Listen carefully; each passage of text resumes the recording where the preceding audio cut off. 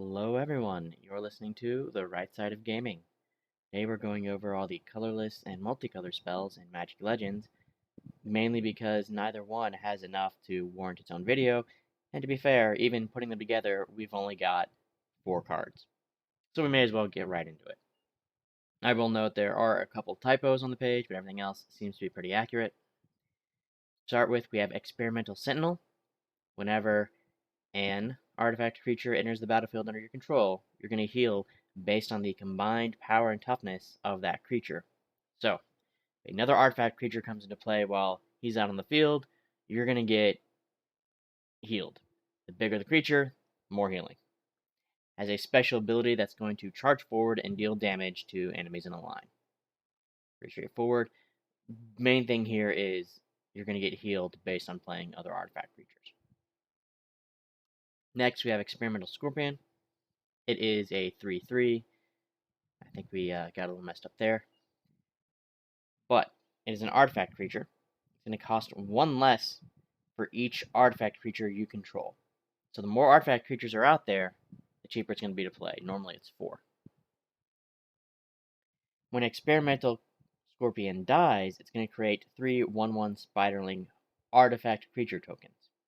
The artifact part is important because that means you now have 3 artifacts out on the field, which means you can replay Experimental Scorpion for just 1. In fact, if you have those 3 Spiderlings out on the field and, say, your Experimental Sentinel, pretty sure that just means you reduce the cost to 0.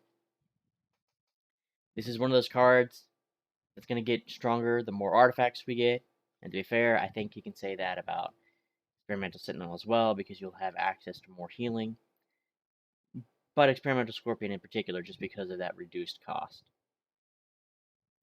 You should also note that if they ever do add the ability to play 3 or more colors in your deck, these also get a lot better because then you can play them regardless of what color mana you have available. Just having 2 colors in mana is already a little bit of a balancing game at times. Having 3 or more is going to make that a lot more difficult. You'll need specific mana and specific amounts of specific colors to be able to play cards. And it sort of draws from them equally whenever you play a card outside of that specific cost. And then it regenerates evenly among them. So it's going to be really nice having cards you can play regardless of what colors you currently have in your mana pool. Next, we have our multicolored cards, which at the moment are just blue and black. We have our Night Vale Stalker, which has hexproof.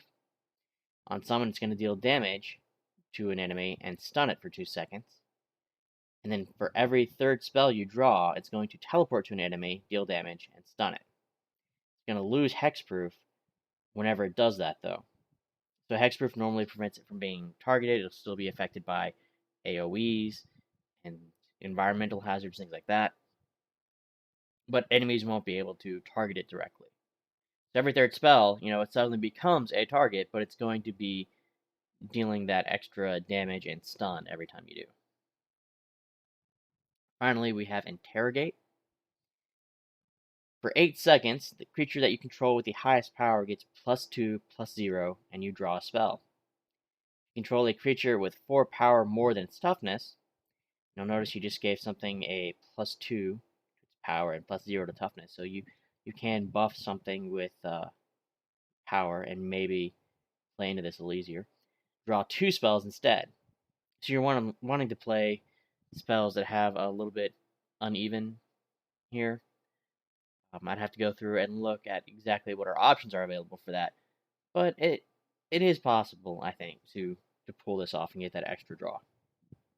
You notice that both of these are blue-black, mainly because they come with the Dimir Assassin pack, which is our blue-black class.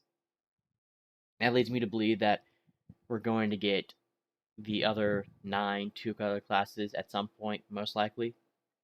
And even if we don't get all 9 classes, I'm sure we're going to get multicolored cards in all 9 of the other color pairings, because there's 10 total. We talk about the 10 guilds of Ravnica because we have 10 2-color pairings. And I can't imagine blue black being the only one. I'm sure it's going to take some time because they are probably going to do an event or battle pass season or something for each of them. But I think there's a very good chance that at some point we're going to get cards in white blue, white black, etc. If you made it all the way through, a special little bonus for you. Right now, you can get an Elvish Rejuvenator skin by going to steelseries.com, and they'll have a get key button, so it's a lot like the last one that they had, the last sort of free cosmetic you could get. You're just going to create an account, do your get key button, copy that into the art client. You'll see the little gear icon at the top, and do the activate product.